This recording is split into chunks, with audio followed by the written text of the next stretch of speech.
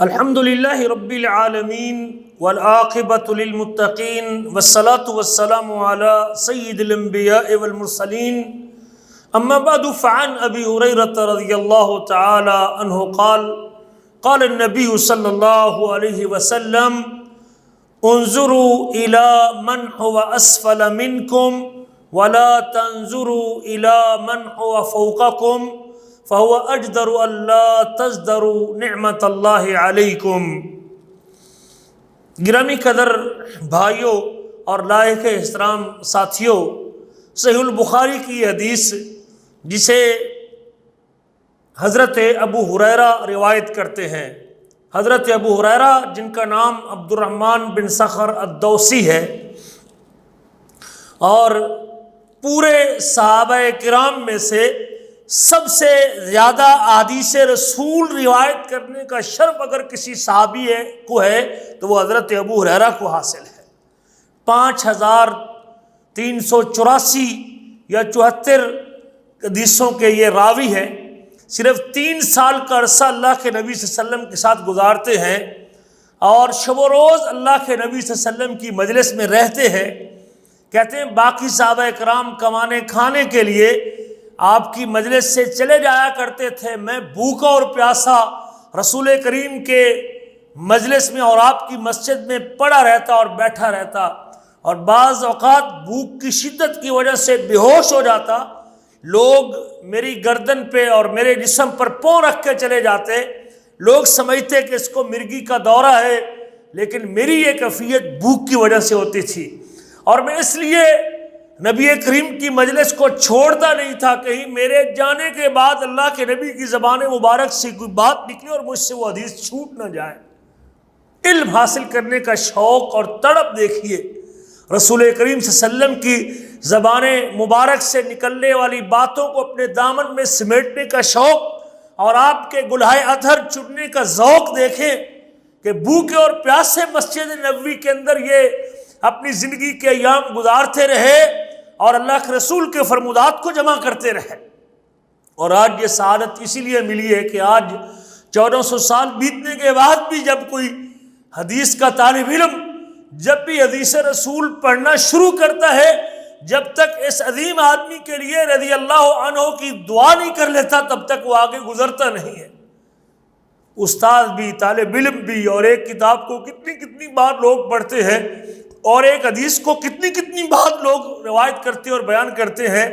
یہ سعادت ہے احادیث یاد کرنے کی اور علم سیکھنے کی، نبی کریم کی سنت کو جمع کرنے کی اور آپ کی سنت کو یاد کرنے کی، کہ آج اتنی صدیاں بیتنے کے بعد بھی لوگ ان کے لیے دعا گو ہیں۔ عظیم صحابی ہیں، اللہ کے رسول صلی اللہ علیہ وسلم نے ان کے علم اور حفظ کی دعا کی ہے، اللہ کے نبی صلی اللہ علیہ وسلم نے ان کی محبت کو ایمان کی نشانی قرار دیا ہے۔ ابو ہریرہ کے ساتھ محبت اور ان کی ماں کے ساتھ محبت، اللہ کے رسول نے دعا کی تھی کہ یا اللہ جو مومن ہے ان کے دل میں ابو ہریرہ کی محبت پیدا کر دے۔ اگر کوئی شخص ابو ہریرہ کی محبت سے محروم ہے تو وہ ایمان کی نعمت سے محروم ہے۔ فرماتے ہیں کہ اللہ کے رسول صلی اللہ علیہ وسلم نے فرمایا انظروا الی من هو اسفل منکم۔ آج ہر بندہ پریشان ہے اور ہر بندہ دوسرے آدمی کو دیکھ کے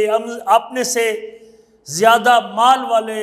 اور دولت والے اور دنیا والے،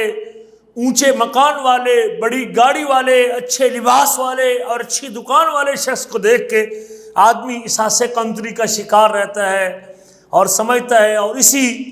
قلق میں رات گزار دیتا ہے۔ لوگوں کو رات نیند نہیں آتی کہ میرے پاس یہ دولت نہیں، میرے پاس یہ نعمت نہیں، میرے پاس یہ چیز نہیں، اور میری اتنی تنخواہ نہیں۔ تو اس قلق اور پریشانی سے نکلنے کا اللہ کے نبی نے بہترین نسخہ بتایا ہے۔ آپ نے فرمایا انظروا الی من هو اسفل منکم، اپنے سے نیچے والے کی طرف دیکھ،